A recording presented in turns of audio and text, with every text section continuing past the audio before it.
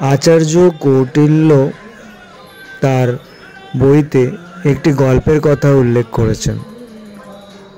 সেটি হচ্ছে এই রকম যে কোনো এক বৃদ্ধা স্ত্রী যার কোমর বার্ধক্যের কারণে ঝুঁকে পড়েছে, তিনি যাচ্ছিলেন।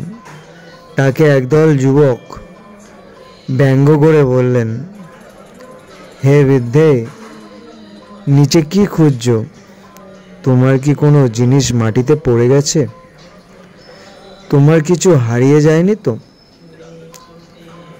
সেই ব্যঙ্গ শুনে বৃদ্ধ স্ত্রী বললেন, আরে মূর্খ, তুমি জানো না যে আমার যৌবনরূপী রত্ন হারিয়ে গেছে, আমি সেটাকেই খুঁজছি।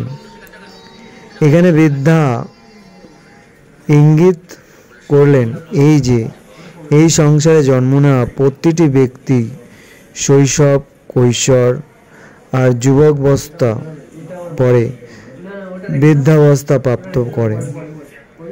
এর হাত থেকে কারোরই রক্ষা নেই। তাই সময় থাকতে নিজের ব্যবস্থা করো এবং নিজেকে শুধরে নাও। কারুর অসহায় অবস্থা ব্যঙ্গ করা কখনোই উচিত নয়।